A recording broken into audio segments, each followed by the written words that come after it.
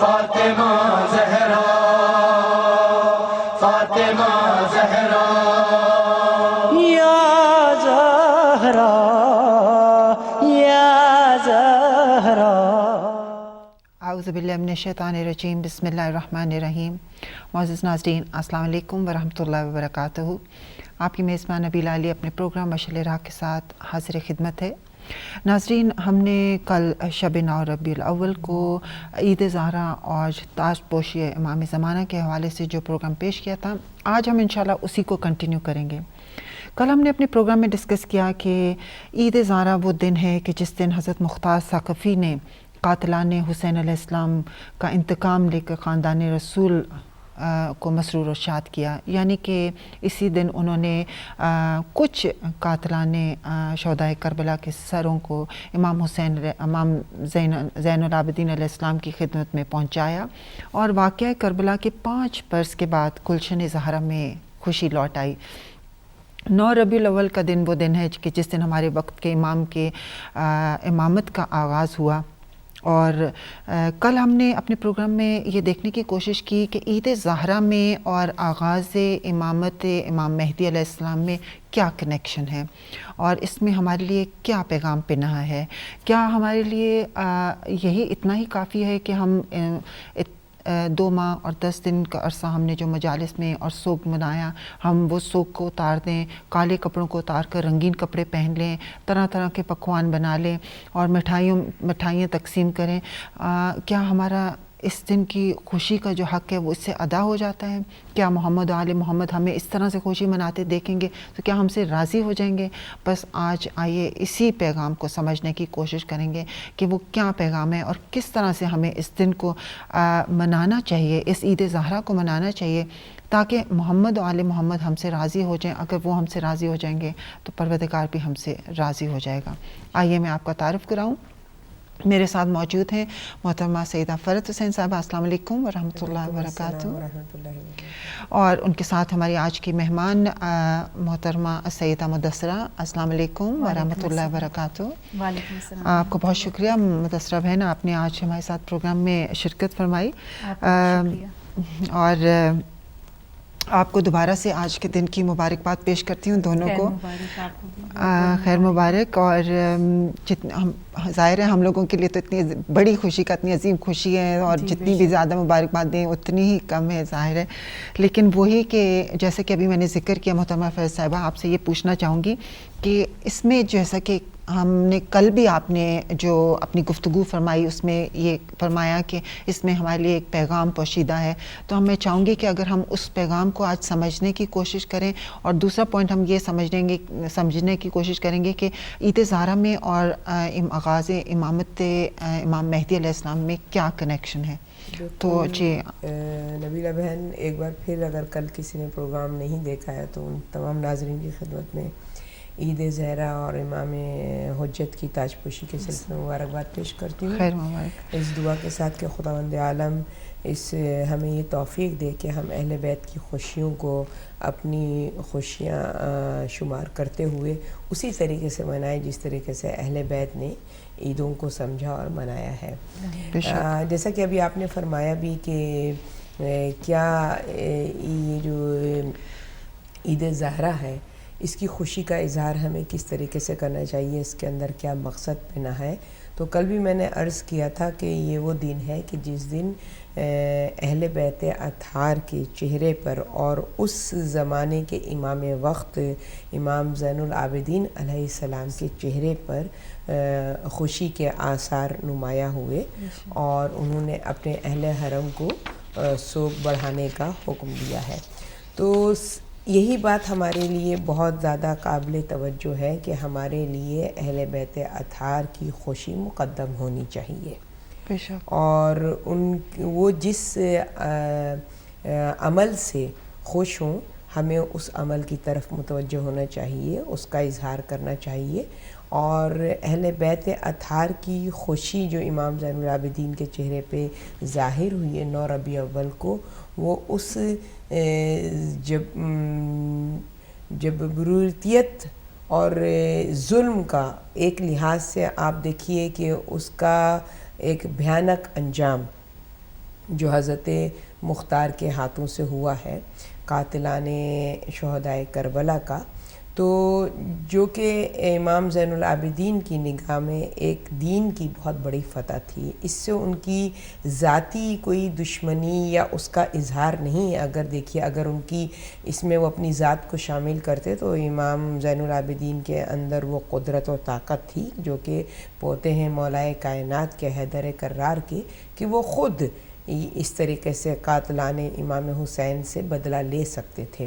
مگر ان کا جو مقصد تھا وہ ظلم کا خاتمہ تھا اور حق شناسی کو لوگوں کے اندر پیدا کرنا تھا، بے شک، جو کہ مختار کے اس عمل کی صورت میں لوگوں نے اس انجام کو دیکھا، کہ اس بھیانک انجام کو، کہ جو کل اپنی طاقت کا ناجائز فائدہ اٹھاتے ہوئے آل رسول کو ذلیل و رسوا کر رہے تھے، ان کی وہ طاقت اب کہاں ہے.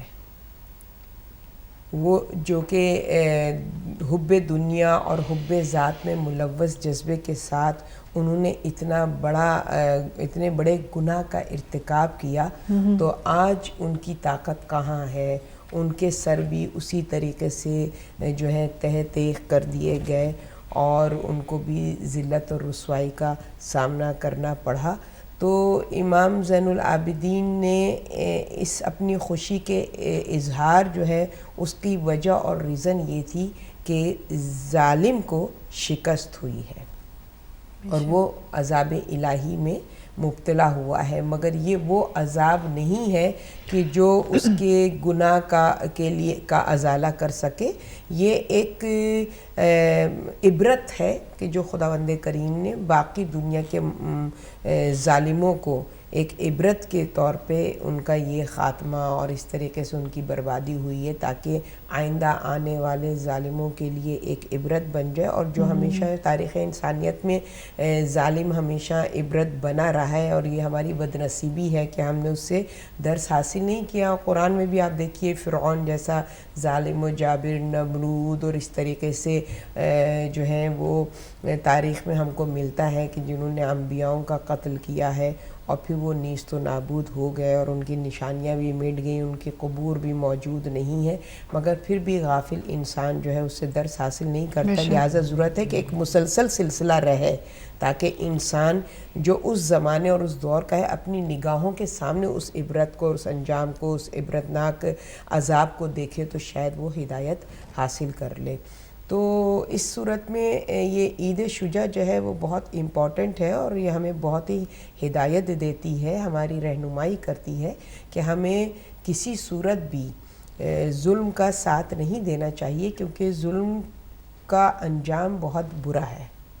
وقتی شیطانیت جو ہے اس کو وقتی ایک کہنا چاہیے، وہ بھی خدا کا ایک امتحان ہے کہ وہ اپنے نیک بندوں کا امتحان لینے کے لیے وقتی آزماتا ہے کہ وقتی اگر تم ظالم کو صاحب اقتدار دیکھتے ہو اور اس کی طاقت کو دیکھتے ہو تو تم اس کے فریب میں مت آؤ، جی، بلکہ حق کا ہمیشہ ساتھ دو اور حق پر قائم رہو. جی. تو یہ وقتی جو ظالم اور جابر حکمرانوں کی بادشاہت نظر آتی، یہ ان مومنین کے لیے ذریعہ امتحان ہے کہ تم ان کی طاقت سے، ان کی قوت سے امپریس نہیں ہو، بلکہ تم ہمیشہ مظلوم کا ساتھ دو اور حق کے لیے اپنی آواز کو بلند کرو تو فتح تم ہی کو نصیب ہوگی. مگر اس کے لیے ثابت قدمی کی ضرورت ہے کہ جو آل رسول نے، اہل بیت اطہار نے اور اصحاب و انصار نے دکھائی ہے کہ ہمارے لیے Karbala as a role model اور ایک بہترین رہبر کی صورت میں ہمیشہ قیامت تک آنے والے انسانوں کے لیے مشعل راہ ہے. بالکل، بہت خوبصورت. لیکن جیسے ابھی آپ نے کہا کہ ظلم کا ساتھ نہ دو، آج کل کے معاشرے میں آپ کیسے اس کو بیان فرمائیں گی کہ کون سی ایسی چیز ہے جس سے کہ ہم ایک پیغام لے سکتے ہیں کہ ہمیں ظلم کا ساتھ نہیں دینا اور ہمیں حق پہ رہنا ہے؟ جی بالکل، آج کے معاشرے میں دیکھیے ہمیں یہی تو افسوس کی بات ہے نبیلہ بہن کہ جو وسائل ہمارے پاس موجود ہیں اپنے آپ کو صراط مستقیم پہ قائم رکھنے کے لیے، ہم اصل میں ہمارے انٹینشن تو یہی ہوتی ہے کہ ہم اس سے ہدایت حاصل کریں، مگر افسوس اس بات کا ہے کہ زمانے کی گردش اور اس کی ہوا اور اس کے رسم و رواج جو ہیں وہ ہماری اس انٹینشن پہ ایسا گرد و غبار ڈال دیتے ہیں کہ اصل مقصد کو ہم پیچھے چھوڑ کر اور رسم و رواج اور اس سے بجائے یہ ذریعہ ہدایت ہے، مجالسیں ہیں، یہ مطلب کہ ہدایت کے پروگرام ہیں، یہ سب ہماری رہنمائی کے لیے ہیں، تو ہم بجائے اس سے رہنمائی حاصل کرنے کے لیے ہم انہی پلیٹ فارم کو جو ہے وہ غلط فکر کی طرف لے جاتے ہیں، اور اس کی طرف ہمیں ایک بہت ہی باریک لائن ہے اس میں متوجہ ہونا چاہیے کہ ہم اپنے مقصد سے پیچھے نہ ہٹیں۔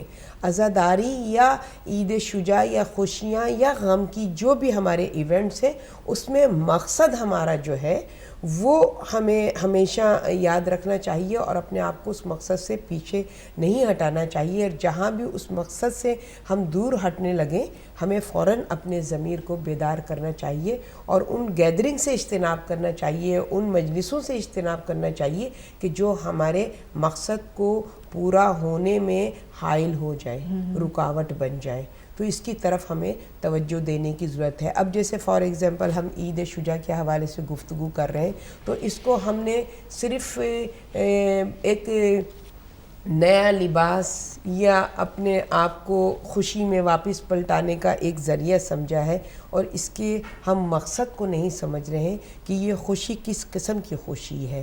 ہمیں امام کی خوشی ہمارے لیے مقدم ہے۔ اگر ہم نیا لباس پہنتے ہیں اور اپنے غم کے اپنے سوگ کو اتار رہے ہیں تو وہ حکم امام ہے، تو جب ہم حکم امام کو فوکس کریں گے تو جہاں عید شجاع کے حوالے سے حکم امام ہے تو باقی ہماری انداز زندگی اور طریقہ زندگی کے لیے بھی ہمیں فوکس کرنا ہے حکم امام۔ تو یہ عید شجاع ہمیں توجہ دلا رہی ہے، ہمیں حکم امام کی اطاعت اور اس کا اتباع اور اس کی جو ہے وہ پیروی کرنی ہے۔ تو جب ہم اس کی طرف توجہ دیں گے تو ظاہر ہے ہمیں اپنے وقت کے امام کی طرف متوجہ ہونے کی ضرورت ہوگی کہ ہمارا وقت کا امام اس وقت جو امام عید شجاع منا رہے ہیں وہ کس انداز سے امام منا رہے ہیں، اس کی طرف متوجہ ہونے کی ضرورت ہے کہ ان کی عید کس طریقے سے امام سیلیبریٹ کر رہے ہیں۔ ظاہر ہے کہ امام اس وقت کا انتظار کر رہے ہیں کہ جب ان کا ظہور ہو اور وہ صحیح معنوں میں جو ہے وہ قاتلان امام حسین سے یا ان کے قاتلوں کی حامیان سے کہ جو ان کے اس عمل پر راضی ہیں، اگر راضی نہیں ہیں تو خاموش ہیں، تو ان سب سے امام جو ہے مطلب کہ قیام کریں گے اور بدلہ لیں گے، تو اس کے لیے امام اپنے ظہور کے منتظر ہے، حکم الہی کے منتظر ہے کہ کب امام کے ظہور کا حکم ملتا ہے۔ تو اگر آپ دیکھیے تو عید شجاع میں ہمیں کس بات کی طرف ہمارا مقصد کیا ہونا چاہیے؟ ظہور امام کی تعجیل کے لیے کوشش کرنی چاہیے، کاوش کرنی چاہیے۔ وہ کس صورت میں ہوگی کہ ہم اپنے کردار کو مستحکم بنائیں، اپنے اندر ایمان کو قوی کریں تاکہ ہماری زبان میں وہ تاثیر پیدا ہو جائے اور خدا کی ذات کو یہ یقین ہو جائے کہ ہاں یہ وہ حامیان اور ناصران ہیں کہ جو اس انقلاب میں پارٹیسپیٹ کر کے اس انقلاب کو کامیاب بنائیں گے۔ بے شک بہت خوبصورت انداز میں آپ نے بیان فرمایا، بس اللہ پروردگار ہمیں توفیق دے اس پہ عمل کرنے کی انشاءاللہ۔ مدثرہ بہن، کیا آپ سمجھتی ہیں کہ جیسے کہ ہم ہمیشہ دیکھتے ہیں کہ اور یہ ایک فیکٹ ہے کہ اللہ سبحانہ وتعالیٰ کی جو بھی بات ہے اس میں ایک مصلحت ہے، تو ہر عمل میں، ہر بات میں، ہر قرآن کی بھی اگر آپ اٹھا کے دیکھیں تو جو بھی پیغام اس میں دیا جا رہا ہے اس میں مصلحت ہے۔ تو آپ سمجھتی ہیں کہ یہ جو ہم نے 2 مہینے اور 10 دن کا سوگ منایا اور پھر ہم اس کے اتنے عرصے کے بعد جب ہم نے اپنے کالے کپڑے بدلے، رنگین کپڑے، تو ہمیں ایک سوچ دل میں رکھنی چاہیے کہ ہم یہ کپڑے تو اتارے ہیں، کہ ہم نے اپنے اندر سے برائیوں کو بھی نکالا کہ نہیں، یا کہ ہم صرف بس خوشی کے لیے ہی کہ اب ہمارا ایک فرض تھا، ہم نے سوگ اتار دیا اور اب ہم بس اب خوشی کی طرف چل پڑے، وہ ایک ہمارا فرض کر کے جیسے کہ یا ایک وہ رسم ہم نبھا رہے ہیں۔ میں اس کو اس طرح سے دیکھتی ہوں کہ انسان ہمیشہ اس کے اندر اچھائی کے پہلو ہوتا ہے اور وہ کوشش بھی کرتا ہے، لیکن ساتھ ہی ساتھ برائی یا تو شیطان یا نفس اس کو اچھائی کو ضائع کرنے کی کوشش میں لگا رہتا ہے۔ اگر ہم تھوڑا سا پیچھے جائیں، جیسے ہم نے سوگ کے دن بھی منائے، تو میں اس کو اس طرح سے دیکھتی ہوں کہ اگر ہم اپنی سوچ ایسے بنا لیں کہ عزاداری بھی ایک رسم ہے یا بس سوگ ہے، ایک سلسلہ ہے، کالے کپڑے پہن لینا اور یہ وہ، تو ہم وہیں سے اگر ہم چاہیں تو اس ٹائم میں بھی ہم اندر سے برائیوں کو نکال سکتے ہیں اور اچھائیوں کو جگہ دے سکتے ہیں. ضروری نہیں کہ ہم خوشی کے موقع کا انتظار کریں. غم میں رہ کے بھی اگر ہم فار ایگزامپل اگر آپ اپنے گھر میں مجلس کا انعقاد کروا رہے ہیں اور اس میں اگر ریاکاری کا پہلو زیادہ ہے، کس اینگل سے آپ عزاداری کروا رہے ہیں، اگر دنیا کو دکھانے کے لیے یا اپنے فیملی کے لوگوں پہ روب جمانے کے لیے، ان کو بتلانے کے لیے کہ آپ نے گھر میں سوگ رکھا ہے، آپ کتنا امام سے محبت کرتے ہیں، تو وہ عمل بھی آپ کا، وہ سوگ بھی جو ہے وہ بھی ضائع ہو جائے گا. اگر وہاں تبلیغی پہلو سے اگر عزاداری کرتے ہیں کہ ہم دنیا کو بتانا چاہتے ہیں، ان کی توجہ اس طرف دلانا چاہتے ہیں کہ ہم ہی صرف امام حسین کے عزادار ہیں، اس میں کوئی بڑائی نہیں ہے، ہم لوگوں کو بھی اس طرف سے لائیں، ان کو بھی یہ میسج ان تک، اگر ہم نے ایک محرم میں اگر یہ کوشش کر لی ہے، زیادہ نہیں تو ایک انسان کو بھی اس طرف متوجہ کیا ہے، تو یہی ہماری بہت بڑی کامیابی ہے. اور اس وقت میں بھی امام ہم سے راضی اور خوش ہوں گے. اور آج جو ہم خوشی منا رہے ہیں اگر ہم اچھے کپڑے پہن کے، تو وہی فرحت صاحبہ بھی کہہ چکی ہیں کہ ہم صرف اس کا اظہار یا یہ خوش ہو جائیں کہ ہم نے اچھے کپڑے پہن لیے اور لوگوں کو، کیونکہ ہم اب دیکھیے گا کہ میلاد کا سلسلہ شروع ہو جاتا ہے ربیع الاول کے ٹائم میں، تو شیطان وہاں بھی وسوسے، انسان کا نفس بھی، جیسے ہم یہ سوچنے لگ جائیں اچھا اس میلاد میں ہم یہ کپڑے پہن کے گئے تو نیکسٹ میں ہم نے، یعنی ہماری توجہ یہ دنیاوی اور مادی چیزوں کی طرف نہیں ہو، بلکہ ہم اپنے نفس کو بیدار رکھیں اور بیدار رہنے کے ساتھ ساتھ دوسروں کو بیدار کرنے کی کوشش کریں. تو اگر یہ پہلو رہے گا تو اپنی بھی اصلاح ہو جائے گی، اپنے اندر سے بھی برائیاں ختم ہو جائیں گی اور لوگوں کی بھی مدد ہو جائے گی. بے شک کہ ہم ہر محفل میں جا رہے ہیں تو ہم وہاں سے کچھ لے کے آئیں، اپنی اصلاح کر کے آئیں، دوسروں کو، دوسرے لوگوں کو بھی انوالو کریں. جیسے کہ میں فار ایگزامپل اگر عزاداری یا اس کے لحاظ سے میں اگر کہوں کہ جیسے ٹھیک ہے ہمارے مختلف دوسرے بھی بہن بھائی ہیں جو جن کا عقیدہ مختلف ہے، لیکن جن کو معلوم نہیں ہے، اگر ہم اس میں بھی اگر ایک کوشش ایک سٹیپ کرتے ہیں تو نیکسٹ سٹیپ وہ ہماری طرف بڑھائیں گے. جیسے فار ایگزامپل ہم دوسرے جو برادران ہیں ان کا بلیو ہے کہ حضور پاک صلی اللہ علیہ وآلہ وسلم کی وفات جو ہے وہ اسی دن ہوئی جس دن ان کی ولادت ہوئی، جبکہ ہماری ہسٹری کہتی ہے کہ نہیں، ان کے جو وفات کے دن پہلے آتے ہیں. تو اگر ہم اس دن گھر میں ایک ختم دلا لیں اور وہ کھانا نیبر کے گھر بھیج دیں جن کے عقیدے ڈیفرنٹ ہیں، تو آپ وہ چھوٹی سی کوشش کے ذریعے آپ ان کو میسج پہنچا رہے ہیں. اگر وہ اس بات سے پہلے اویئر نہیں تھے، وہ ان کا یہ بیلیو چلا آ رہا تھا کہ جس دن ان کی ولادت ہے اسی دن ان کی وفات ہے، لیکن آپ کے ایک چھوٹے سے ایکشن سے وہ باخبر ہو جائیں گے. اسی طرح آج اگر عید کا دن ہے تو وہی ختم وہی دلانا ہے، وہی کھانا بنائیں، اس پہ خوشی کا ختم دلا دیں اور وہ خوشی خوشی اگر نیبر کو بھیج دیں اور وہ آپ سے پوچھیں گے کہ کیا ہے تو آپ ان کو ایکسپلین کریں گے. مطلب یہ سوچ کی بات ہے، ہر انسان کی انڈیویجول کوشش ہے کہ آپ کس طرح، جیسے یہ چینل ہے ہدایت چینل ہے، پوری دنیا کو اویئرنیس کی طرف متوجہ کر رہا ہے، جو لوگ پہلے نہیں جانتے تھے ان کو نالج دے رہا ہے. اس طرح ہر انسان بھی اگر ہدایت ٹی وی والا کام کرنا شروع کر دے تو انشاءاللہ وہ خود بھی جو ہے برائیوں سے بچے گا اور دوسروں کو بھی بچا لے گا. بے شک امر بالمعروف تو خیر واجب ہے، اور ظاہر ہے اگر ہم ایسے کسی کے ساتھ کریں گے تو پھر ہماری بھی خوشی کا دن ہوگا تو وہ بھی دیکھیں گے کہ آج یہ منا رہے ہیں رسول اللہ خدا صلی اللہ علیہ وسلم کی ولادت، تو چلو ہم بھی ان کے ساتھ جوائن کرتے، اتحاد بین المسلمین، آپ ان کے بھی خوشی غم میں شریک ہوں اور ان کو بھی اپنی طرف متوجہ کریں اپنے ایکشن کے ساتھ. تو تبھی میں سمجھتی ہوں کہ ہم حقیقی معنوں میں ایک شیعہ یا مومن کہلا سکتے ہیں. بالکل. جیسے آپ نے بھی اتحاد بین المسلمین کے حوالے سے گفتگو کی ہے، تو اگر آپ دیکھیں کہ اہل تشیع کا اس میں بہت بڑا کنٹریبیوشن ہے، اور ہمارے جو لیڈر آیت اللہ امام خمینی نے بھی اس سلسلے میں یہ، جیسا بھی بہن نے فرمایا کہ تاریخوں میں فرق ہے اور ہسٹری میں ہے، تاریخوں میں فرق، ہمارے یہاں بھی ائمہ کی ولادت اور اس میں بعض تاریخوں میں فرق پڑ جاتا ہے، تو یہ it's not a big deal. تو اہل سنت کے حوالے سے 12 ربیع اول ہے اور اہل تشیع کے حوالے سے 17 ربیع اول، وہ 17 ربیع اول کو زیادہ اس کو کرتے ہیں اور یہ لوگ 12 ربیع اول کو. تو امام خمینی نے 12 ربیع اول سے اور 17 ربیع اول تک کے ایام کو جو ہے عید المیلاد النبی کے حوالے سے سیلیبریٹ کرنے کا حکم دیا کہ اتحاد بین المسلمین، فرق نہیں پڑتا تاریخوں کا، خوشی دونوں کے لیے ایک ہے. مطلب ہر کلمہ گو کے لیے ولادت رسول خدا صلی اللہ علیہ وسلم جو ہے ایک بہت بڑی خوشی ہے. یعنی کہ جتنا بھی شکر ادا کریں کہ خداوند کریم نے اس ذات بابرکت کو اس دنیا میں ہماری ہدایت کے لیے بھیجا کہ جس کی ہدایت انبیاء، جس کے ذریعے سے انبیاءوں نے ہدایت پائی. بے شک. تو یہ ہمارے لیے بڑے آنر کی بات ہے کہ ہم ان کی امت کہلاتے ہیں، بے شک، کہ جن کی نبوت پر باقی انبیاء کی نبوت کا انحصار جن محمد مصطفیٰ صلی اللہ علیہ وسلم کی نبوت کے اقرار پہ ہے.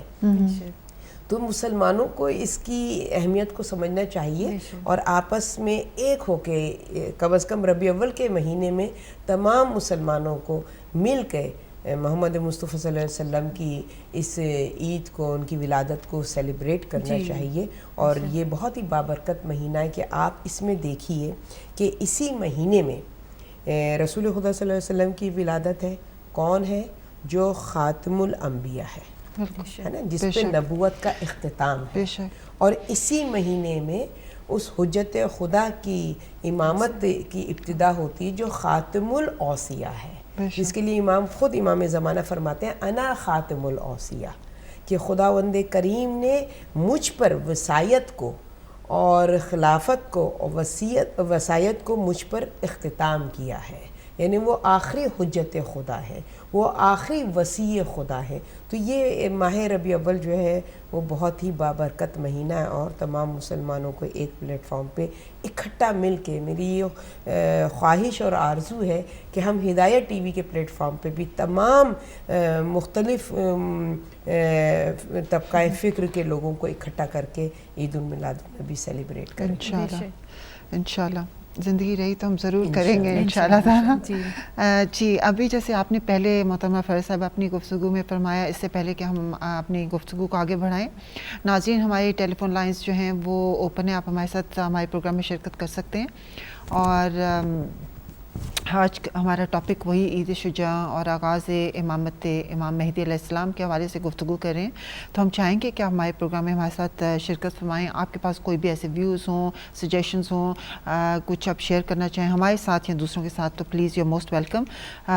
تو جیسے ابھی آپ نے اپنی گفتگو میں فرمایا کہ یہ وہ دن ہے کہ جس دن ہمیں ظہور امام کے لیے کوشش کرنی چاہیے. بے شک. تو اس پہ میں کہوں گی کہ آپ روشنی ڈالیں کہ کس طرح سے کوشش کرنی چاہیے.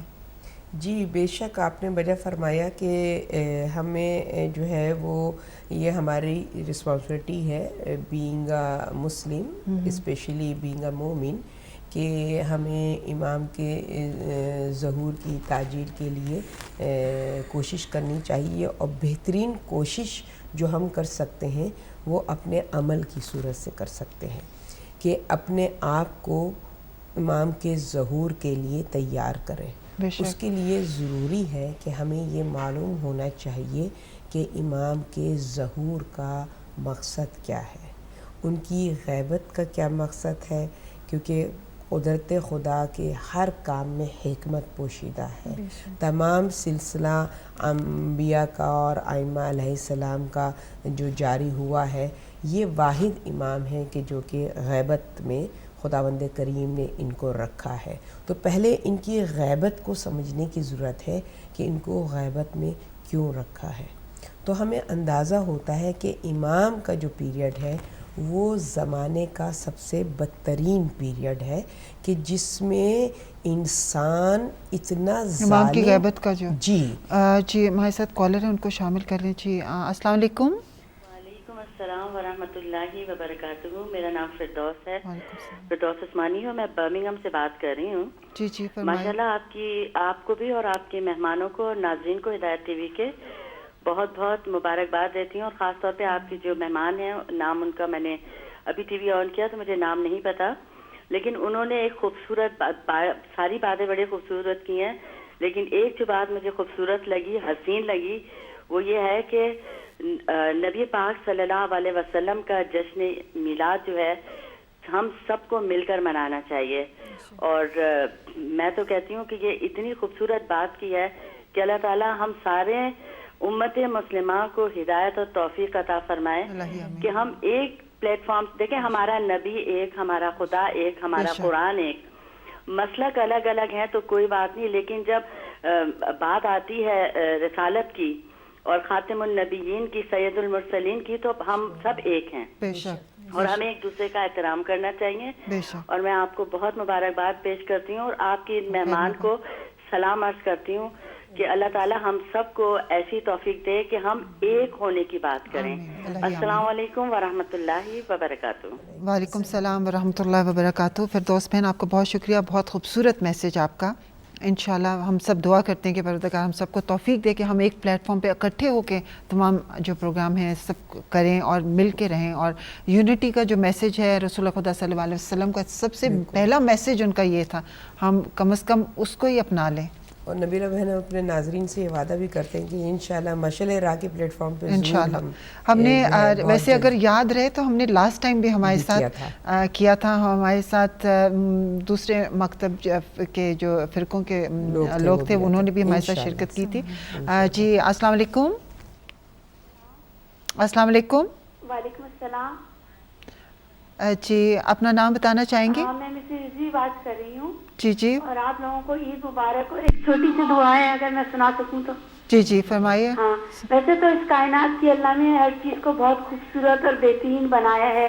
जी और जी। इनको देख के अंदाजा होता है कि इस पूरी कायनात का खालिक भी किस कदर अजीम और शान और कुदरत वाला है। और आँखें इसको देखने से और अकल इसको समझने से कासिर है। लेकिन हमारी दुआ है कि अल्लाह ताला इन सारी मखलूक़ात में अपनी सबसे अजीम निशानी, जिसकी वजह से सूरज चांद सितारों में रोशनी है, जमीन से दरख्त और फूल फल निकलते हैं, पहाड़ अपनी जगह पर कायम है, इस दुनिया में हुस्न और रौनक बाकी है। और अब तक हमारे गुनाहों के बावजूद तेरा अजाब और कहर इस दुनिया पे नाजिल नहीं होता है। अल्लाह ताला तो अपने खलीफा हुज्जत खुदा हमारे आका और सरदार इमाम ज़माना को सलामत रखा और उनका जल्द ज़हूर फरमा दे। और हमारी सोचों को, हमारी एक एक सांस, हमारे दिलों की हर धड़कन और हमारे हर कौल और फ़ैल को हमारे इमाम के हुक्म का ताबेदार और पाबंद बना दे। इलाही आमीन आमीन आमीन। बहुत शुक्रिया, बहुत खूबसूरत दुआ आपकी। वाकई परवरदिगार हमें उनके अंसारों मददगारों में हमारा शुमार फरमा दे। इलाही आमीन। वापस अपनी गुफ्तगू की तरफ चलते हुए, जैसे कि आप फरमा रही थी कि सबसे पहले तो हमें इमाम मेहदी अलैहिस्सलाम की गैबत को समझना है कि वो गैबत में क्यों गए। और कल जैसे हमने इस पे गुफ्तगू की कि जो 5 साल का पहला अरसा था वो किस तरह से उन्होंने गुजारा।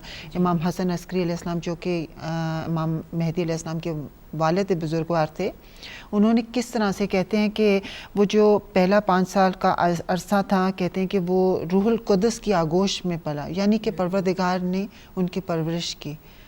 तो उसके हवाले से अगर आप ब्रीफली ये बता दें कि वो 5 साल का अरसा जो था वो कुछ गैबत में, कुछ लोगों के साथ, तो उस पर रोशनी डाल के फिर हम आगे चलेंगे गैबत सुगरा की तरफ। बिल्कुल आपने जैसे कि अभी फरमाया, और हदीस इमाम बरहक भी है, इमाम आखिर ज़मा की अपनी हदीस है। आपने फरमाया कि अल हक़्क़ु मअना, कि हक़ हम अहले बैत के साथ है, व नहनु सनाउ रब्बिना। और आपने फरमाया कि हम तरबियत याफ्ता हैं परवरदिगार की बारगाह के। तो ये हदीस इमाम है कि जिससे अंदाज़ा होता है कि बेशक तमाम आइमा की तरबियत जो है बारगाह रब्बुल इज़्ज़त ने की है, और वो तमाम मखलूक़ खुदा के लिए वो तरबियत गाह है आइमा ताहिरीन। तो बेशक जो 5 साल का इमाम का वो जो अरसा है कि जो आपने अपने वालिद के ज़ेरे साया गुजारा है, और अक्सर लोग ये इस बात पर वो करते हैं कि वो 5 साल की उम्र में जो है वो यतीम हो गए और बाप का साया सर पे उड़ गया, तो 5 साल का बच्चा कैसे दुनिया की हिदायत। तो उसके हवाले से हम यही कह सकते हैं कि आपको कुदरत खुदा पे शक है, बेशक, है ना। खुदा जो अला कुल्ले शैइन कदीर है, कि जो अभी आदम को उसने खल्क किया, रूह फूकी है और उनको हादी बना दिया, वो रब, उसके लिए क्या मुश्किल है कि वो एक 5 साल के बच्चे को हादी नहीं बना सकता। तो ये कुदरत खुदा पर आप नौज़ुबिल्ला जब आप कोई इस तरह की गुफ्तगू करते हैं تو آپ جو ہے وہ خدا کی شان میں گستاخی کرتے ہیں اور اس پہ آپ کو نظر ثانی کرنی چاہیے, توجہ کرنی چاہیے. اور خداوند کریم خود ارشاد فرماتا ہے کہ یہ ہمارے تربیت یافتہ ہیں, ہم نے ان کو چنا ہے, یہ ہمارے چنے میں ہیں اور ہم نے ان کو ہادی بنایا, اور ہماری ذمہ داری ہے دنیا میں اپنی مخلوق کی ہدایت کرنا. تو امام کا وہ جو 5 برس کا عرصہ ہے, جیسا بھی آپ نے فرمایا کہ جو ہے روح القدس کی صحبت میں امام نے اپنا وقت گزارا ہے. صحبت معذرت کے ساتھ ہمارے ساتھ فاطمہ بہن ہے پاکستان سے, اگر ہم یہ کال لے لیں پھر ڈراپ نہ ہو جائے تو. جی السلام علیکم. وعلیکم السلام. تھوڑا سا اونچا بولیں گے؟ جی جی فرمائیے فاطمہ بہن. جی میں تمام مومنات کو عید بیدار اسلام کے مبارکباد دیتی ہوں. خیر مبارک آپ کو بھی. جی مبارک ہو. جی فرمائیے. سوری فکر نہیں. جی جی آپ کی آواز آ رہی ہے, آپ فرمائیے.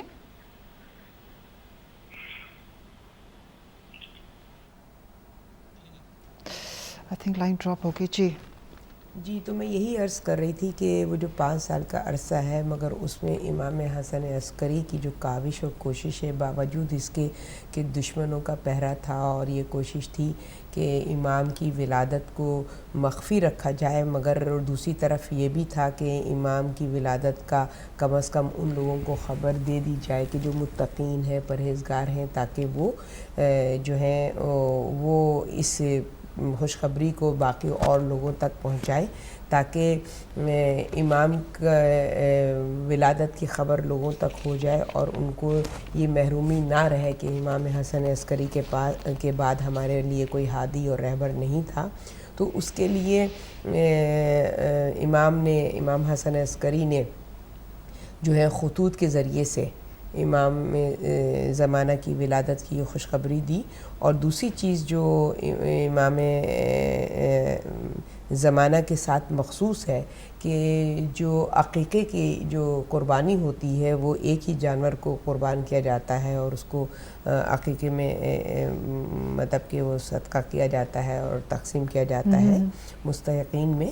مگر امام زمانہ کی اس پہ عقیقے پہ ایک نہیں کئی جانور امام نے ذبح کروائے, تاکہ وہ زیادہ سے زیادہ گوشت کو تقسیم کر کے اس خوشخبری کو لوگوں تک پہنچا سکیں. یعنی اس ذریعے سے آپ نے خبر کو عام کیا, ایسے لوگوں تک پہنچایا جو کہ متقی اور پرہیزگار تھے اور جو سوال یہ کرتے تھے جب امام حسن عسکری کے پاس. معذرت کے ساتھ ہمارے ساتھ طالب بھائی ہیں پاکستان سے. جی السلام علیکم.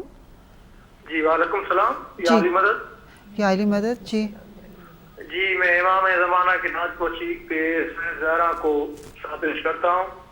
خیر مبارک. جی اور جو آج جو جس امام کی تاج پوشی کا دن ہے اسی کے خوشی میں جو تمام حسینی عزادار ہیں ان کو بھی میں مبارکباد پیش کرتا ہوں. خیر مبارک. جی آپ کو بھی اور آپ کی پوری ٹیم کو بھی جو کافی دنوں سے یہ ہدایت کا جو چراغ روشن کی ہوئی ہے, مولا حسین کے طفیل آپ کو اور زیادہ توفیق دے کہ آپ امام حسین علیہ السلام کے مشن کو آگے بڑھا سکیں. اللہ آمین.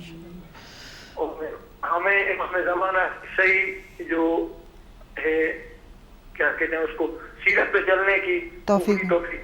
اللہ آمین. جی دعاؤں میں یاد رکھیے گا, بڑی مہربانی. جی التماس دعا. بہت شکریہ بھائی آپ کا کال کرنے کا. جی جیسے کہ ابھی آپ ذکر فرما رہی تھیں کہ ان کے حالانکہ اگر آپ دیکھیں تو وہ اتنی سخت حالات تھے, اتنی سخت نگرانی میں تھے امام حسن عسکری علیہ السلام, لیکن اس کے باوجود انہوں نے یہ جیسے آپ نے کہا اتنے کئی جانوروں کا ذبح کرنے کا حکم دیا اور ہزاروں میں لوگوں کو کہتے ہیں کہ یہ گوشت اور کپڑے تقسیم کرنے کا بھی حکم دیا. تو کیا اس وقت انہوں نے نہیں دیکھا کہ جو معتمد تھا اس سے ان کو خطرہ ہے تو وہ اس میں کچھ کرے گا, کیونکہ ظاہر ہے اس خبر کو بھی عام لوگوں تک پہنچانا تھا, کیونکہ بے شک لوگوں کی ان کے ساتھ ملاقات نہ ہو یا زیارت نہ بھی ہو سکے, لیکن خبر کا پہنچانا ضروری تھا تاکہ ان. جی ہمارے ساتھ کالر ہیں. السلام علیکم. السلام علیکم. وعلیکم السلام. میں ہاشم مرزا بات کر رہا ہوں, میں انڈیا سے میسور سے. جی جی فرمائیے. آپ سب کو عید زہرا کی مبارک. خیر مبارک جی, آپ کو بھی مبارک ہو جی. فرمائیے بھائی. میرا ایک سوال ہے جی امام زمانہ کے اس میں جی. یہ جو یہ رجت کا ہے, مجھے تھوڑا کنفیوژن ہے. وہ امام زمانہ ظہور کرتی اور جو اہل بیت اطہار کا جو بھی ظلم و ستم ان کے پروا ان کا اس کا وہ بدلہ لیتی کر کے میں نے پڑھا. اور اس کے بعد اور مولا مشکل کشا اور امام حسین اور دوسرا امام معصومین بھی وہ ان کا پھر سے ظہور ہوتا ہے. اور ان کے ہمارے امام زمانہ کی موت کے بعد امام حسین علیہ السلام جو ان کی انگوٹھی ہے وہ پہن دیتے ہیں, اور امام حسین کے دشمن ہو کے لوگ ان کو مارنے شروع ہو جاتے ہیں. وہ اس میں خانہ کعبہ میں پناہ لیتے کر کے پڑا ہے. کے بعد وہیں پہ ان کو بھی ختم کیا جاتا ہے. تو امام آخر زمان کے موت کے بعد ہوگا یا ان کی زندگی میں ہوگا, ٹھیک ہے, وہ دونوں مل کے آپس میں حکومت کرتے ہیں. تھوڑا کنفیوژن ہے. وہ اکمال الدین میں تھوڑا پڑھا ہوں, تھوڑا کنفیوژن ہے. وہ اگر تفصیل سے آپ اس کا یاد تو بڑی مہربانی ہے. آپ سب کو عید مبارک ہو, بہت بہت مبارک ہو. بہت شکریہ, بہت شکریہ. التماس دعا جی.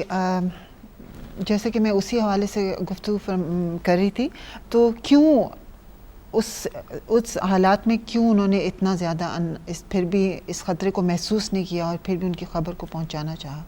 کیونکہ دیکھیے ان کی ولادت کی خبر کو تو پہنچانا تھا. بہرحال یہ مسئلہ خداوندی تھی, ورنہ لوگوں کے اندر کنفیوژن ہوتا اور وہ لوگ جو ہیں وہ اگر خبر نہ پہنچتی تو نیچرلی پھر لوگ ان کے اندر ایک مایوسی ہوتی ہے. اور خدا کا تو وعدہ ہے کہ اس دنیا میں کبھی بھی وہ وقت نہیں آئے گا کہ یہ دنیا جو ہے کسی ہادی ہے خدا سے جو ہے وہ خالی ہو. تو مگر جو طریقہ اور حکمت جو ہے وہ اس کو اختیار کیا گیا امام حسن عسکری میں مدد خدا سے, کہ خداوند کریم نے اس طریقے کو جو ہے وہ امام حسن عسکری کو اپنانے کا حکم دیا. کیونکہ اہل بیت اطہار کا یہ طریقہ اور قانون رہا ہے کہ ہمیشہ انہوں نے مسکینوں اور یتیموں میں کھانا اور وہ تقسیم کیا ہے. تو اس حوالے سے یہ تھا کہ اس پر شک بھی نہیں کیا جا سکتا تھا کہ یہ کھانا جو تقسیم کیا جا رہا ہے یہ کیوں کیا جا رہا ہے, اور پھر وہ ان کی ولادت کا جو میسیج تھا وہ بھی لوگوں تک پہنچ رہا تھا. تو دونوں چیزوں کو دیکھنا تھا. تو اس طریقوں کو امام حسن عسکری نے اختیار کیا, اور پھر اس کے علاوہ آپ نے جو ہے وہ نہ جانے کتنے خطوط تحریر کیے ہیں, مختلف ممالک میں بھیجے ہیں اور امام کی ولادت کی خبر دی, کیونکہ یہ ان کی امامت کی ایک ذمہ داری تھی کہ وہ اپنے آنے والے امام کے لیے جو ہے وہ خبر دیں. اور جو کہ طریقہ سنت رسول بھی ہے کہ رسول خدا صلی اللہ علیہ وسلم نے کیا, بلکہ انبیاء کے سلسلے کو اگر آپ دیکھیں, ہر ایک انبیاء نے دوسرے انبیاء, ہر انبیاء نے رسول خدا کی ولادت تو ان کے حوالے سے ان کی نبوت کا جو ہے وہ اعلان کیا ہے اپنے دور نبوت میں. تو بعد رسول خدا صلی اللہ علیہ وسلم نے بھی اپنے دور میں اپنے 12 خلفاء کے امامت کا ان کے اعلان کیا ہے, ان کے نام بھی بتائے ہیں جو تاریخ اسلام میں ہر مکتبہ فکر کے جو مفسر اور تاریخ نگار ہیں اور راویان ہیں ان کی کتابوں میں آپ کو مل جائے گا کہ امام زمانہ کے حوالے سے احادیث رسول ہر طبقہ فکر میں موجود ہیں ان کی کتب میں. تو ظاہر ہے کہ پھر اس کے بعد ہر امام کی یہ رسپانسبلٹی رہی ہے کہ انہوں نے آئندہ کون امام ہوگا اس کے حوالے سے لوگوں کو متعارف کیا ہے. اور اسی طرح امام حسن عسکری پہ تو زیادہ ذمہ داری تھی کہ اس ماحول میں کہ جس میں ان کے نام کو مٹانے کی بھرپور کوشش کی گئی ہے, اور وہ جانتے تھے کہ یہ 12واں جو ہے وہ غیبت میں بھی رہے گا, غیبت میں جائے گا. تو ظاہر امام حسن عسکری کا بہت بڑا احسان ہے تمام انسانیت پہ, بالخصوص قوم تشیع پہ, کہ انہوں نے جو ہے اس ظالم اور جابر ماحول میں بھی آپ نے جو ہے وہ امام کی ولادت کو کی خبر کو کافی حد تک عام کیا ہے خطوط کے ذریعے سے اور اپنے مخلص اصحاب کے ذریعے سے. جی السلام علیکم. جی وعلیکم السلام یا علی مدد. وعلیکم السلام یا علی مدد. جی ہیلو, میں عطا سے بات کر رہا ہوں. جی فرمائیے بھائی. جی آج امام زمانہ کی تاج پوشی کی آپ کو مبارکباد پیش ہے. خیر مبارک جی, آپ کو بھی مبارک. اور تمام مومنین کو رضا دار حسین جو ہیں اس کو مبارکباد پیش ہے. جی आपको भी जी और आपकी टीम को भी बहुत शुक्रिया, खैर मुबारक, आपको भी मुबारक हो जी। फरमाइए, कुछ और पूछना चाहेंगे आप? जी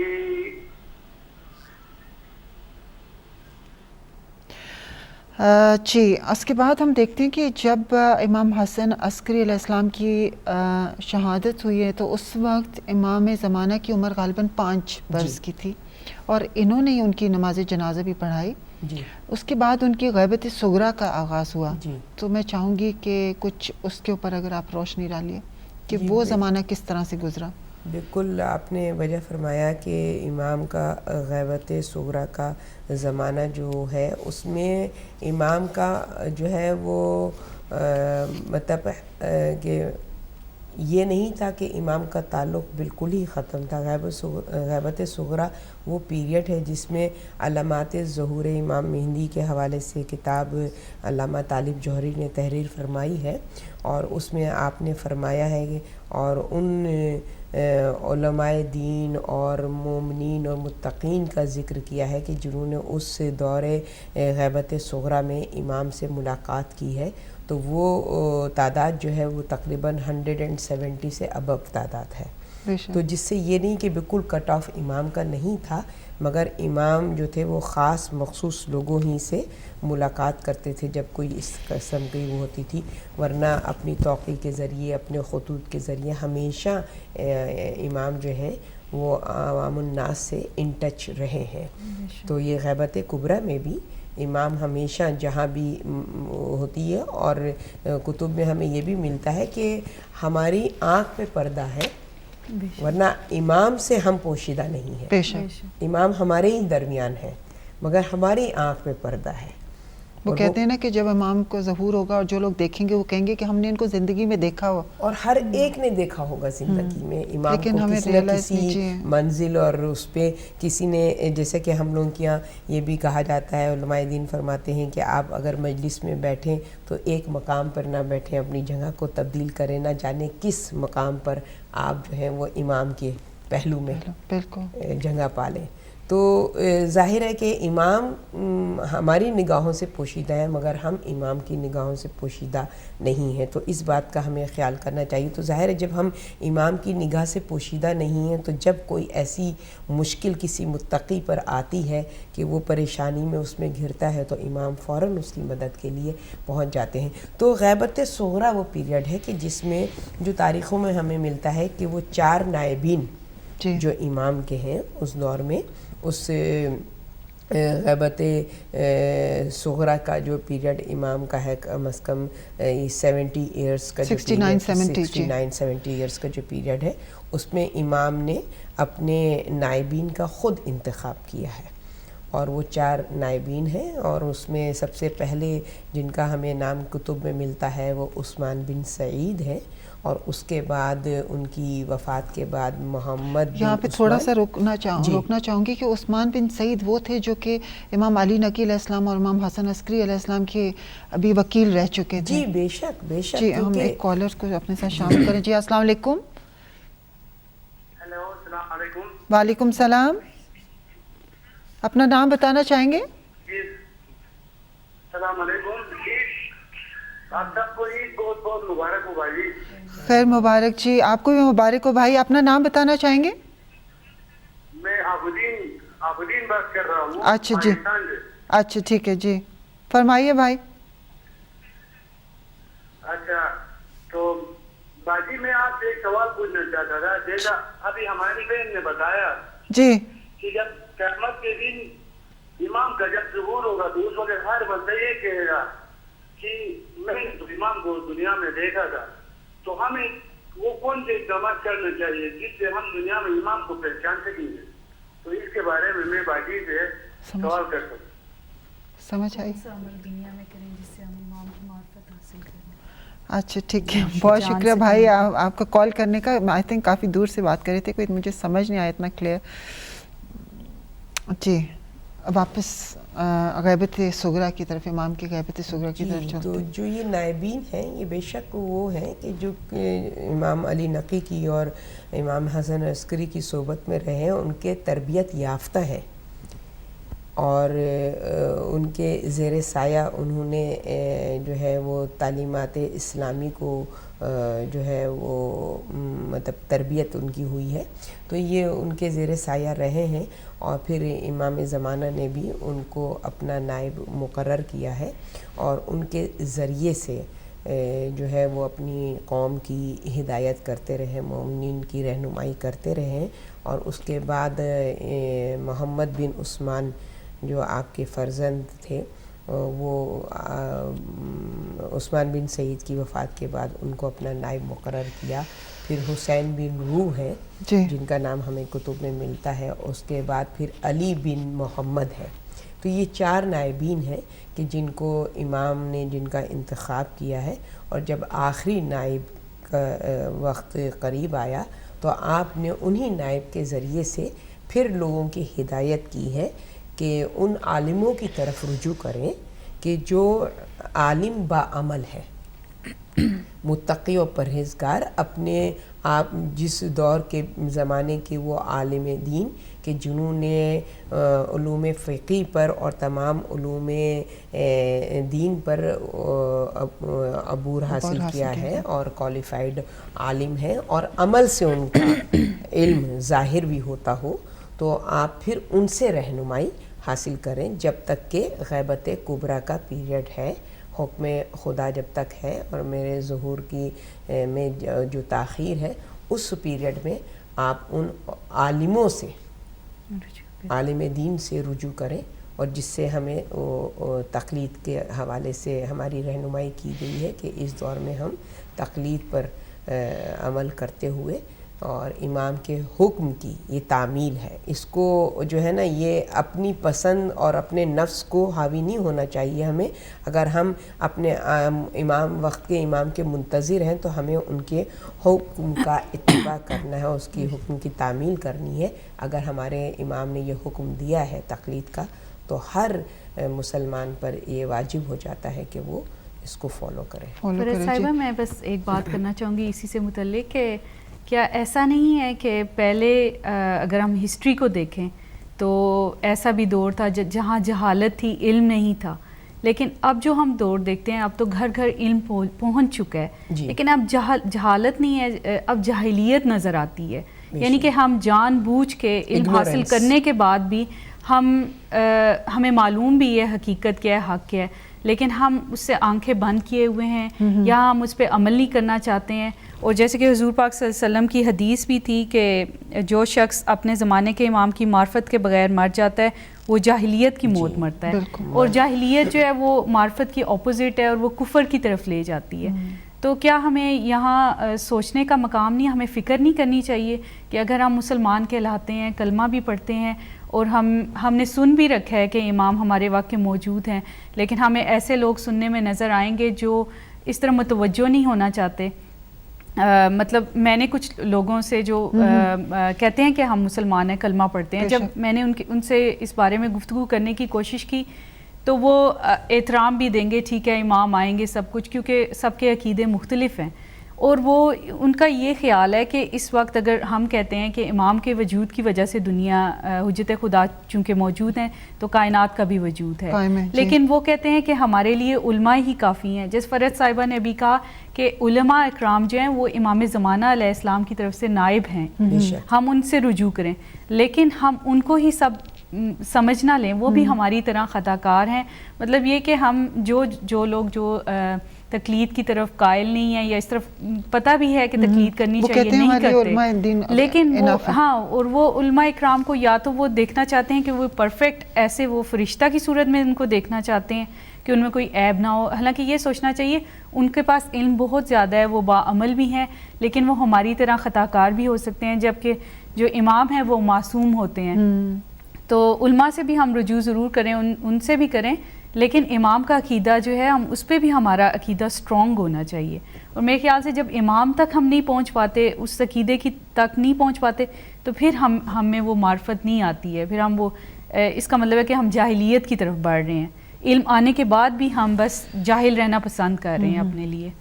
آپ کے 2 پوائنٹس यहाँ पे इसमें आई थिंक डिस्कस करने के लिए बहुत अच्छा पॉइंट, एक पॉइंट तो मेरे भी जहन में आया था कि वाकई तकलीद की इम्पोर्टेंस के ये मैसेज, इमाम का मैसेज, जैसे कि मोहतरमा फ़रज़ साहिबा ने अभी बयान फरमाया कि ये हमारा आपका नहीं है इंतखाब किया हुआ कि हम एक मुज्तहिद को हमने सेलेक्ट किया, इमाम का मैसेज है कि मेरे बाद उलमाए दीन, और उलमाए दीन से मुराद मुज्तहिद हैं, बेशक, जो कि प्रैक्टिसिंग हो और प्लस इतना इल्म रखते हैं।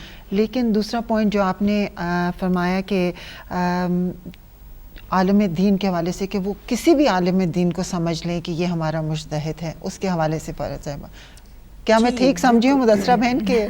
सही है, चलें वो बात करें। आप उसके बाद और दोबारा से क्लियर करें। जो आलिम की जो शराइत हमें मिलती हैं उसमें फ़िक़ी कुतुब में कि जो शराइत हैं उस पे अगर आलिम दीन पूरा होता है तो उन शराइत पे उतरने की ज़रूरत है। हम हर एक को आलिम नहीं कह सकते, या हर इंसान जो है वो आलिम होने का दावा भी नहीं कर सकता है। इसके लिए एक उम्र चाहिए, एक स्टडी है, एक मुसलसल जो है वो एक कहना चाहिए कि मुसलसल एजुकेशन है कि जो कि एक आलिम दीन हासिल करता है, अपनी ज़िंदगी का एक बहुत बड़ा अरसा इस पे सर्व करता है, तब जाके वो उस दर्जे पे पहुंचता है कि वो फतवे दे सके।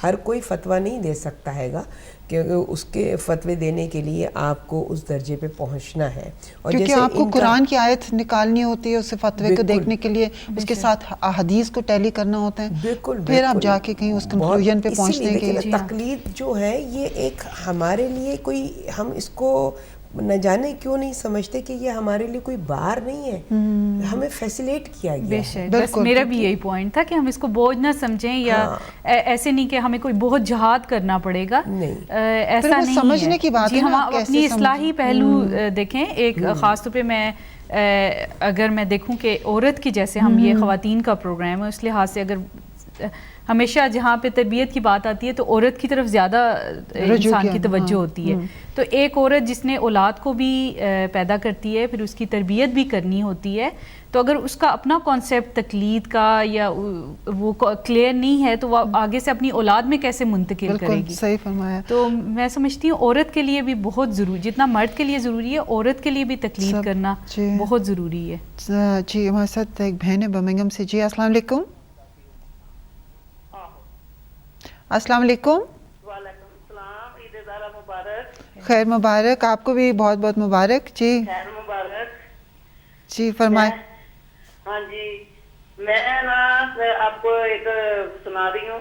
अगर ए नसीमे सहर तेरा हो गुजर त्यारे हजाज में, मेरी जश्म तक का सलाम कहना हजूरे बंदा नवाज में, तुम्हें हद अकल ना पा सकी, फकत इतना हाल बता सकी कि तुम एक जलवा राज थे जो नहा था रंगे हजाज में। बाबा हज़रत गुलाम सलवात अल्लाहुम्मा सल्ली अला मुहम्मद व आले मुहम्मद। बहुत शुक्रिया आपका कॉल करने का बहन। आई थिंक मैं पहचान गई हूँ, लेकिन चलें कोई बात नहीं, शायद मैं गलत भी हो सकती हूँ, लेकिन बहरहाल आपको शुक्रिया हमारे साथ प्रोग्राम में शिरकत करने का। जी, वापस अपनी गुफ्तगू की तरफ चलते हुए हम गुफ्तगू इन्हीं के हवाले से कर रहे थे कि आप मुदस्सरा बहन कह रही थी कि सिर्फ आदमी के लिए तकलीद पे अमल करना वाजिब नहीं है, औरत के लिए भी। तो ये मेरे ख्याल में तो हर मुसलमान के लिए, हर एक के लिए। जी हाँ, मैं इस पॉइंट ऑफ व्यू से कह रही थी कि औरत जो है उससे एक ख़ानदान बनता है, वो ख़ानदान की तरबियतकारी होती है। तो औरत का जो है इल्म भी उसके पास होना ज़रूरी है और बामल होना भी बहुत ज़रूरी है। बिल्कुल जी, बिल्कुल जी। जी, इससे आगे जैसे कि अभी आपने हमने डिस्कस किया होगा, बता इससे पहले कि आगे चले हमारे साथ कॉलर हैं। जी, अस्सलाम वालेकुम। वालेकुम सलाम। वालेकुम सलाम। मुबारकबाद पेश करती हूँ। खैर मुबारक, आपको भी मुबारक हो। जी मैं मिसेस अली बोल रही हूँ। जी जी, मैंने पहचान लिया आपको। जी, तो मैंने कहा चलो मैं भी मुबारकबाद दूँ कि मौला पीस पाक थैंक यू आपके चैनल को और आप लोगों को भी इसका अजर दे के जो हमें हर अच्छे अच्छे प्रोग्राम बताते हैं और हम देखते हैं घर बैठ कर ही।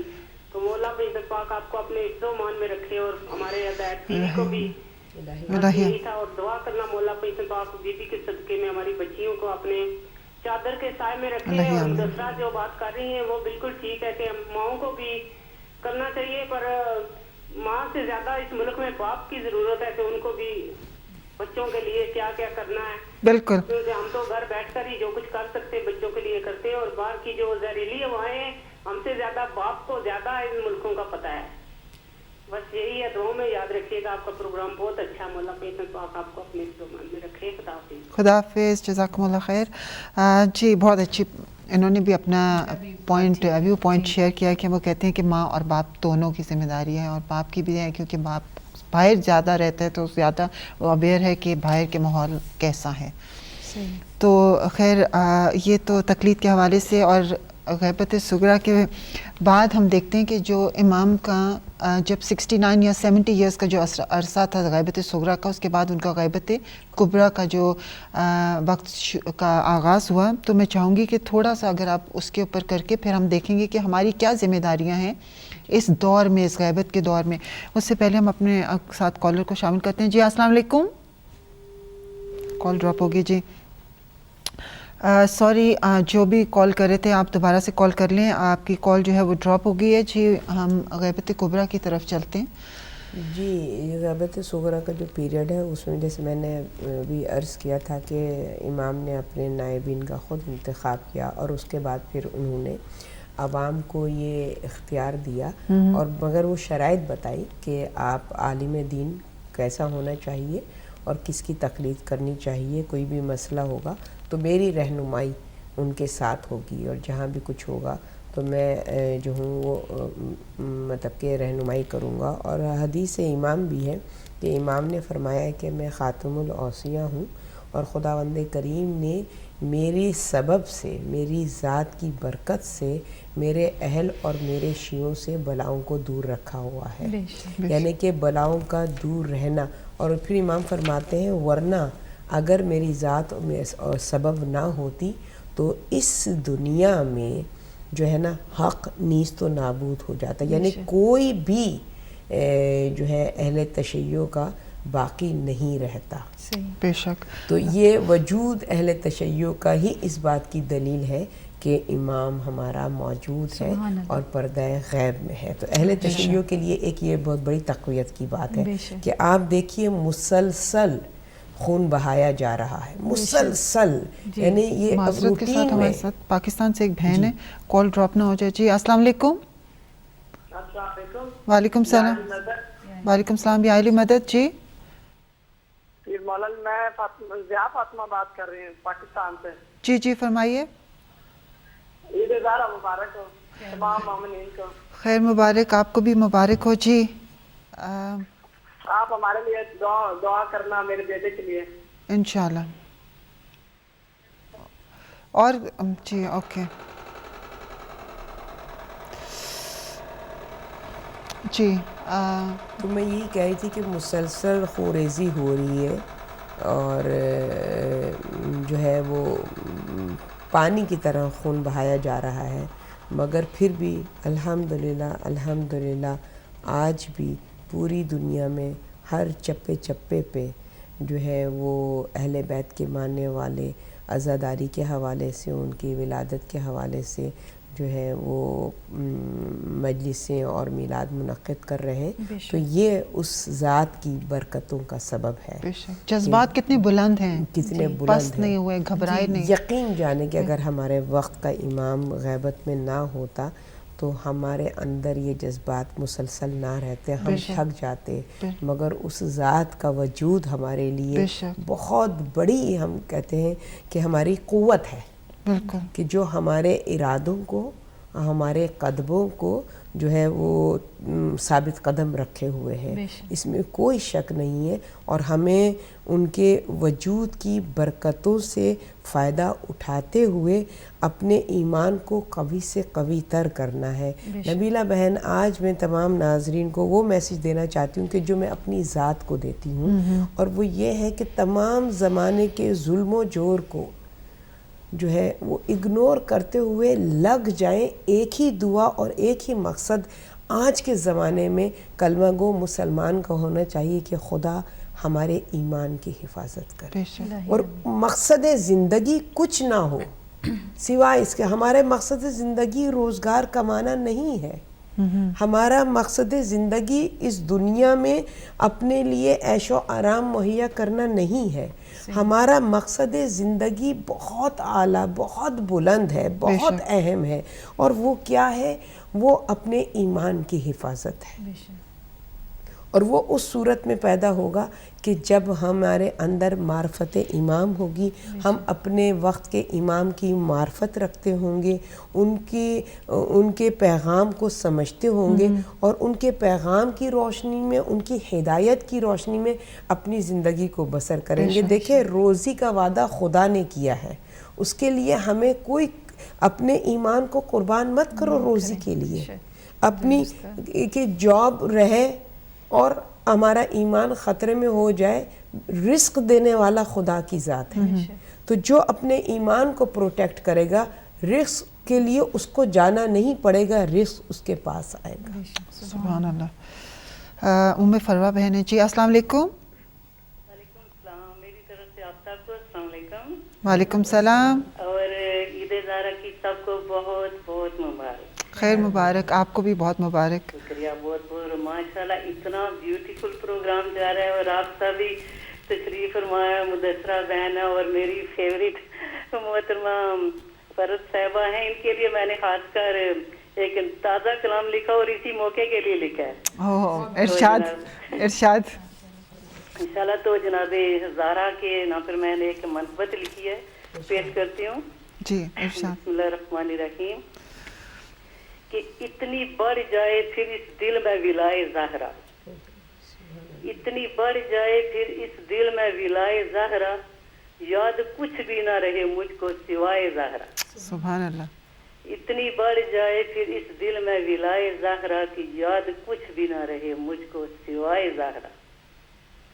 جن کی تعظیم کریں جھکے نبی وہ سرور، خود کھڑے ہوتے ہیں تعظیم برائے زہرا. عدو فاطمہ زہرا ہے عدو یزداں، عدو فاطمہ زہرا ہے عدو یزداں، رضائے خالق اکبر ہے رضائے زہرا. سبحان اللہ. آگے ہے کہ خدا نے بخش کے حیدر کو عباس جیسا جری، خدا نے بخش کے حیدر کو عباس جیسا جری، قبول کا لی ہے دیرینہ دعائے زہرا. آگے ہے کہ اسم تو شرم و حیا ہم کو ملے صدقے میں، اسم تو شرم و حیا ہم کو ملے صدقے میں، چادر زینب و تطہیر و ردائے زہرا. آگے غم حسین میں پورنم نہ ہوئی آنکھ اگر، غم حسین میں پورنم نہ ہوئی آنکھ اگر، کس کو پاؤ گے مددگار سوائے زہرا. مقطع حاضر ہے کہ ہیں جوانان جنا حسن و حسین ابن علی، ہیں جوانان جنا حسن و حسین ابن علی، نور حق دنیا میں پھیلانے ہیں آئے زہرا. اتنی بڑھ جائے پھر اس دل میں ولائے زہرا، یاد کچھ بھی نہ رہے مجھ کو سوائے زہرا. درود بر محمد صلی اللہ محمد وعلی محمد. بہت خوبصورت کلام آپ نے لکھا، اور پر جناب دعا کرتے ہیں کہ جناب فاطمہ زہرا اس کلام کو اپنی بارگاہ میں قبول و مقبول فرمائیں. جزاکم اللہ خیر. جی واپس ہم اپنی گفتگو کی طرف معرفت کے حوالے سے گفتگو کر رہے تھے کہ جب تک امام کی معرفت ہمیں حاصل نہ ہو، ہم صحیح معنوں میں نہ ہی تو ہمارا شمار ان کے منتظرین میں ہو سکتا ہے، اور نہ ہی ہم صحیح معنوں میں پھر ان کے انصار و مددگاروں میں شامل ہونے کے قابل ہوں گے. اس سے پہلے ایک مجھے اور پوائنٹ یاد آیا جو آپ نے کہا کہ ہم اس وقت ان کے غیبت کے زمانے میں، جو اس زمانے میں دعا ہمیں سب سے ضروری دعا مانگنے ہے وہ ہے کہ اپنے ایمان کی حفاظت کی دعا. تو اس کے لیے کیا آپ سمجھتی ہیں کہ وہ جو دعائیں معرفت ہے وہ بہت بہترین دعا ہے، جس میں جو اسی حوالے سے کہ پروردگار اگر میں نے تجھے نہ سمجھا تو میں تیرے رسول کو کیسے سمجھوں گا، اور اگر تیرے رسول کو نہ سمجھا تو وقت کے امام کو کیسے سمجھوں گا، اور اگر وقت کے امام کو نہ سمجھا تو میں گمراہ ہو جاؤں گا. تو یہ دعائیں معرفت جو ہے کیا آپ سمجھتی ہیں کہ اس حوالے سے یہ بہترین دعا ایمان کی حفاظت کے حوالے سے؟ اس سے پہلے معذرت کے ساتھ ہم لاسٹ کال لے لیں. جی انڈیا سے کالر ہیں. جی السلام علیکم. السلام علیکم. وعلیکم السلام. وعلیکم السلام. یا علی مدد. جی جی میں سید شیر نصر انڈیا کاشی پور سے بول رہا ہوں. جی جی میں آپ سب کو اور تمام ہدایت کے پوری فیملی کو عید زہرا کی مبارکباد پیش کرتا ہوں. خیر مبارک. جی آپ کو بھی مبارک ہو. جی میں یہ عرض کرنا چاہ رہا ہوں، اصل میں اگر آپ اجازت دیں تو 1 منٹ کچھ عرض کروں. جی جی فرمائیے.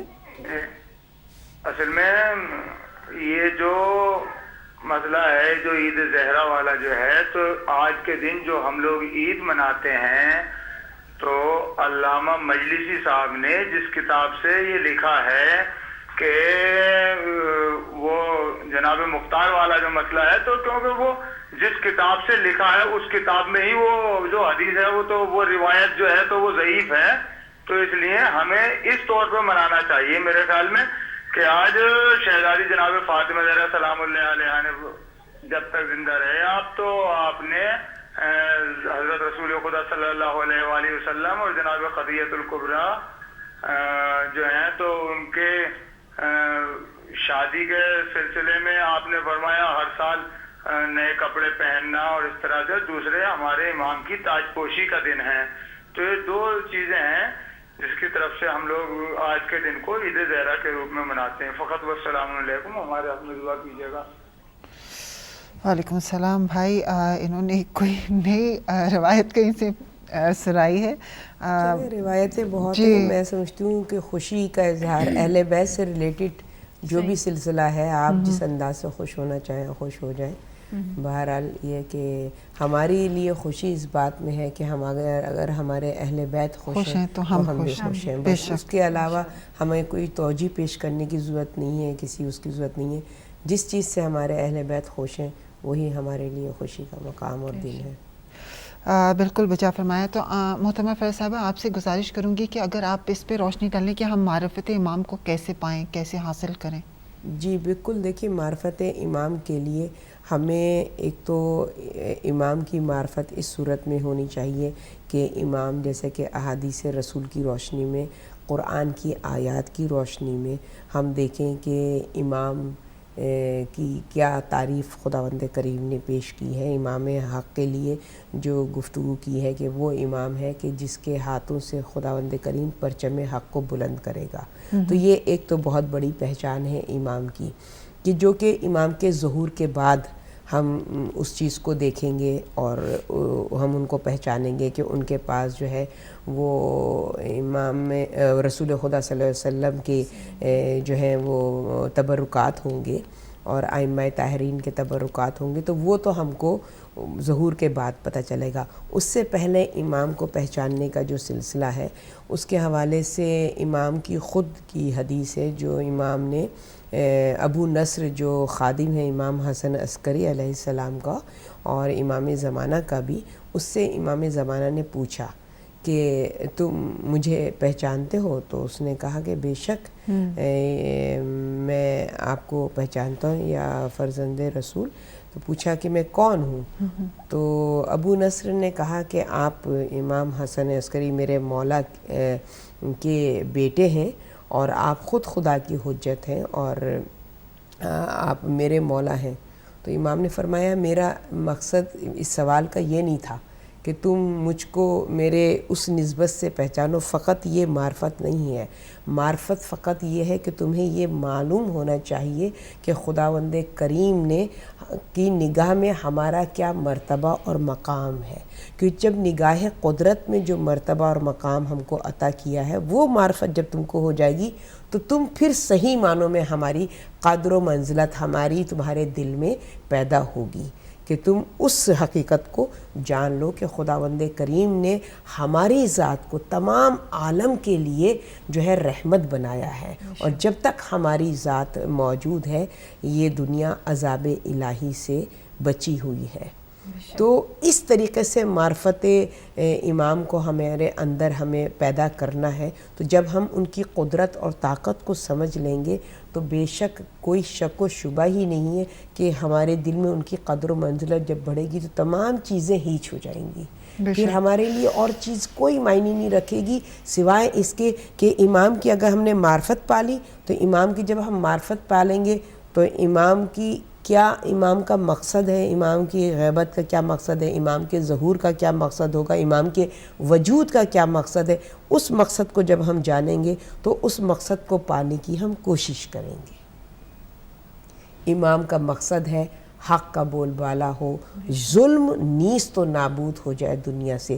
تو جب ہم ان کے مقصد کو پالیں گے ہمارے اندر حق شناسی پیدا ہوگی, ہمارے اندر حق دوستی پیدا ہوگی, ہمارے اندر ظلم کی اور ظالموں کے لیے نفرت پیدا ہوگی. تو جب ہماری ان کے لیے نفرت پیدا ہوگی تو نیچرلی پھر ہم ان کے عمل سے اجتناب کریں گے, نہ ان کے عمل کو پسندیدہ جانیں گے اور نہ ان کو ہم فالو کریں گے کہ ہم بھی ہمارا شمار بھی ان ظالمین میں ہو جائے. اور ظلم کی ڈیفینیشن کیا ہے؟ حق سے جس چیز کو تم جدا کرو گے تم ظالم ہو گئے. حق انسانیت کیا ہے؟ اطاعت خداوندی ہے. اگر تم نے اپنے آپ کو اطاعت خداوندی سے جدا کر لیا تو تم خود ظالم ہو. تو جب تم خود ظالم ہو گئے تو تمہارے اندر ظلم شناسی کیسے پیدا ہوگی؟ تم ون آف دیم ہو, بالکل ہے نا. تم ان سے جدا ہوگے تو ان کو پوائنٹ آؤٹ کرو گے. جب تم ان کے درمیان ہو, انہی جیسے ہو, تو پھر تمہیں جو ہے وہ ظلم, ظاہر ہے تم ظلم کی دوستی میں ہوگے کیونکہ تم بھی انہی میں سے ایک ہو. تو ہمیں ظلم کو اس طریقے سے سمجھنا چاہیے کہ ظلم کی ڈیفینیشن کیا ہے, ظلم کس چیز کو کہتے ہیں. تو ہم دیکھیں تو ہم خود ظالم ہیں. کس طریقے کی یہ آنکھ ہے, خداوند عالم نے ہم کو بصیرت دی ہے, اس کا یہ حق بنتا ہے کہ جو حکم خدا نے دیا اس آنکھ سے دیکھنے کا اس کو دیکھیں. جس حکم سے منع کیا اس آنکھ کے لیے جو چیز دیکھنا حرام ہے اس سے اپنے آپ کو بچائیں. اور اگر ہم اس آنکھ سے ان حرام چیزوں کو دیکھ رہے ہیں تو ہم نے ظلم کیا ہے, اس آنکھ کی بینائی کے ساتھ ہم نے ظلم کیا. اسی طرح اعضاء و جوارح, اسی طرح زبان ہے. زبان پر ظلم کیا ہے کہ جب ہم غیبت کرتے ہیں ہم زبان پہ ظلم کر رہے ہیں. زبان فریاد کرتی ہے بارگاہ رب العزت میں, اور پھر ہمارا شمار ان ظالمین میں ہوگا جو روز محشر کھڑے ہوں گے اور زبان جو ہے وہ فریاد کرے گی. تو ہمیں یہ ظلم کو, ہم دوسروں کے ظلم کو ظلم سمجھ رہے ہیں, پہلے اپنی ذات سے ابتدا کریں. ہم ظلم کی نفی اپنی ذات سے کریں, بے شک. تو پھر ہمیں یہ معرفت پیدا ہوگی, ظلم اور حق میں ہمیں تفریق نظر آئے گی. تو پھر جب ہم ظلم کو پہچان لیں گے کبھی ہم نہ ظالم ہوں گے نہ ظالموں کا ساتھ دیں گے. ہمارے اندر حق شناسی پیدا ہوگی, اور جب ہمارے اندر حق شناسی پیدا ہوگی تو حق کو معنا, امام فرماتے ہیں کہ حق ہمارے ساتھ ہے, ہم عین حق ہیں. تو پھر بے شک خود بخود ہمارا دل, ہمارا قلب, ہماری روح ان کی طرف متوجہ ہوگی اور ہم ان کی اطاعت میں سر تسلیم کو خم کر لیں گے. یہی حقیقی معرفت امام ہے. بہت خوبصورت.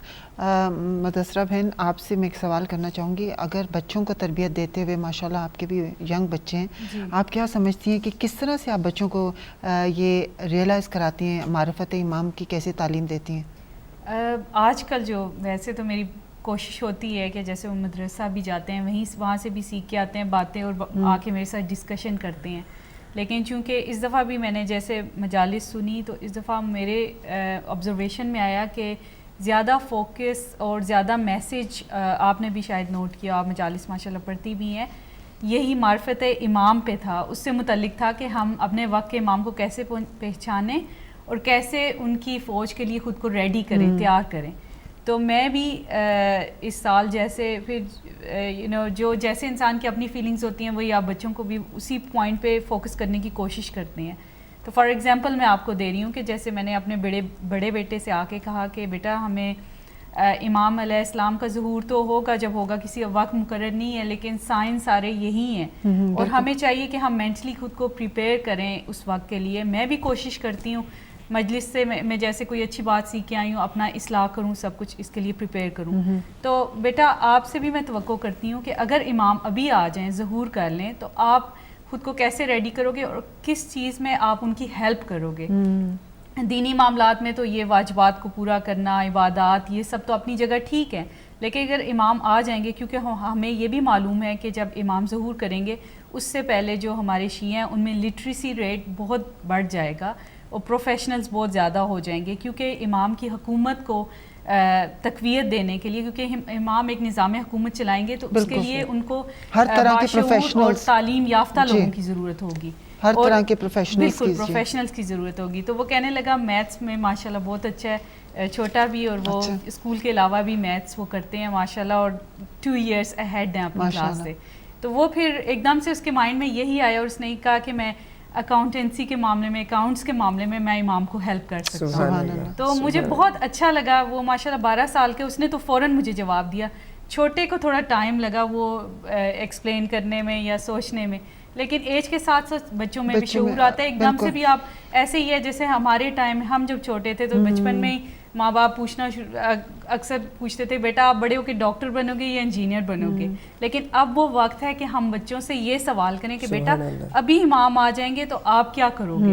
مطلب اس سے ان کو یہ ہے کہ امام کی اہمیت بھی پتہ چلے گی, اور اس وقت کی بھی اہمیت پتہ چلے گی کہ یہ وقت صرف ٹائم پاس کرنے کے لیے, انجوائمنٹ کے لیے, یہ ایسے نہیں ہے جیسے ہم بڑے سوچ رہے ہیں اپنے ذہنوں کو بیدار رکھنے کی اور پریپیئر کرنے کی کوشش کر رہے ہیں. تو بچوں کو بھی اپنے ساتھ ہم رکھیں, اور ان سے یہ ایکسپیکٹیشنز, ہماری توقعات یہ نہیں ہونا چاہیے کہ وہ ڈاکٹر بنے گا, یہ اتنا کما کے لائے گا, بلکہ اس پوائنٹ آف ویو سے بچوں کی تربیت کریں, ان کے ذہن میں یہ بات ڈالیں کہ ابھی امام آ جائیں گے اور وہ آپ سے ہیلپ مانگیں گے تو آپ کس طرح سے ان کی مدد کریں گے, کیونکہ آپ کی نمازیں روزیں یہ امام کو فائدہ نہیں دیں گی. یہ تو ہمارے پہ واجب چیزیں ہیں, ظاہر ہے یہ تو ہمیں کرنی ہے. ہر دور کے انسان نے اپنے واجبات صرف ہم اس پہ ہی نہیں رہیں کہ ہمیں صرف واجبات ادا کر لیے تو بس ہم امام کے انصاروں میں یا امام کے مددگاروں میں ہمارا شمار ہو جائے گا. اس کے علاوہ بھی ہمیں جستجو, عملی طور پہ ہم نے عبادات بھی جو ہم کر رہے ہیں, عبادات بھی بہت ضروری ہیں. جو امام کی استقبال کے لیے عبادات بھی ایک ذریعہ ہے, کیونکہ عبادات سے کیا ہے, عبادات سے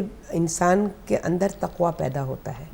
نماز جو ہے وہ آپ کو گناہوں سے پروٹیکٹ کرتی ہے, تو اپنی نمازوں کی اصلاح کریں.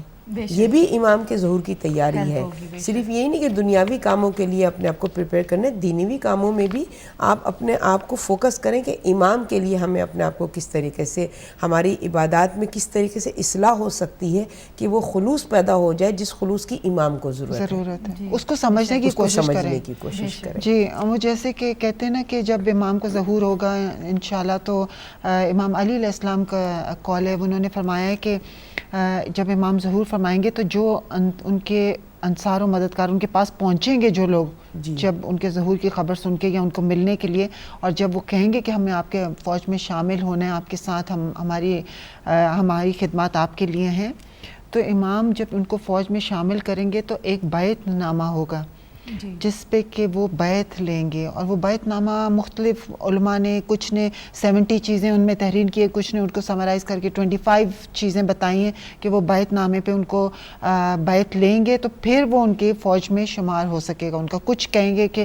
یہ بہت چیزیں ہم نہیں اس پہ عمل کر سکتے, تو کچھ جو ہیں وہ اکنالج کریں گے, اور کچھ جو ہیں وہ کہیں گے امام ہم تو آلریڈی اسی بیعت نامے پہ جو ہے عمل کرتے آئے ہیں, تو ہمیں کوئی پرابلم نہیں ہے. تو اس لیے امام علی علیہ السلام نے فرمایا کہ جس طرح کہ کہا گیا ہے کہ ایک مومن کی نشانی کہ وہ کفن کو اپنے الماری میں یا سامنے رکھتے ہیں تاکہ روز جب اپنے کفن کو دیکھے تو اس کو آخرت بھی یاد رہے, تو اسی طرح سے اپنے بیعت نامے کو بھی اپنے گھر میں رکھو تاکہ آپ روز اس کو دیکھتے رہو اور آپ کو یاد ہو کہ ہم نے اپنے آپ کو کس طرح سے امام کے لیے پریپیئر کرنا ہے. تو ہم انشاءاللہ محترمہ فرح صاحبہ کوشش کریں گے کہ ہم اس بیعت نامے پہ بھی ڈسکشن کریں انشاءاللہ تفصیل کے ساتھ. تو اپنے سوالات کی طرف چلتے ہیں. ہمارے سوال ہاشم بھائی ہیں, انہوں نے کہا کہ رجت کے بارے میں انہوں نے پوچھا ہے کہ رجت کیا کب ہوگا, کیا امام زمانہ کے شہادت کے بعد یا ان کے انتقال کے بعد یہ زمانہ آئے گا, یا ان کے زندگی میں یہ زمانہ ہے جس کو رجت کہا جاتا ہے؟ جی رجت کے حوالے سے قرآن میں بھی آیات موجود ہیں اور احادیث اور اس میں بھی ہم کو ملتی ہیں, تو انشاءاللہ ہم ایک پروگرام اس کے اوپر بھی رکھیں گے انشاءاللہ, اور کیا نام ہے اسٹڈی کے ساتھ ریسرچ کر کے میں چاہوں گی کہ اس پر گفتگو کی جائے.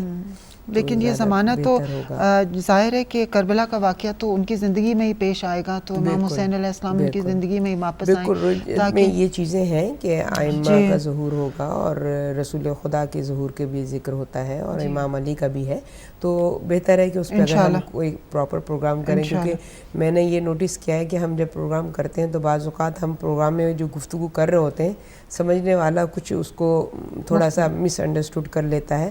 تو میں ذرا اس حوالے سے بڑی محتاط ہوں کہ کوئی میسیج غلط اس پلیٹ فارم سے نہیں جانا چاہیے. تو ہم انشاءاللہ اس پہ پورا ایک پروگرام کریں گے تاکہ پوری توجہ کے ساتھ لوگ اس کو سن سکیں. بے شک. اور یہ عابدین بھائی پاکستان سے انہوں نے کہا ہے کہ کون سا ایسا عمل کریں کہ امام کی معرفت حاصل کر لیں. جی ہم انشاءاللہ یہ ہم نے جیسے ابھی آپ نے بھی فرمایا کہ ہم ایک پروگرام کا سلسلہ اب انشاءاللہ شروع کرنے والے ہیں, اور یہ کوشش ہماری ہے جو کہ ہم نے ان ایام عزا کی مجالسوں کے حوالے سے یہ محسوس کیا ہے کہ اب ضرورت ہے کہ ان موضوعوں کو ڈسکس کیا جائے کہ جو ہمارے ظہور امام میں ہمارے لیے مددگار ثابت ہوں, اور ہم معرفت امام کو سمجھتے ہوئے امام کے ناصرین میں صرف زبانی جمع خرچ نہ ہو, عملی طور پہ اس میدان میں اتریں. تو ہم انشاءاللہ پروگرام کریں گے.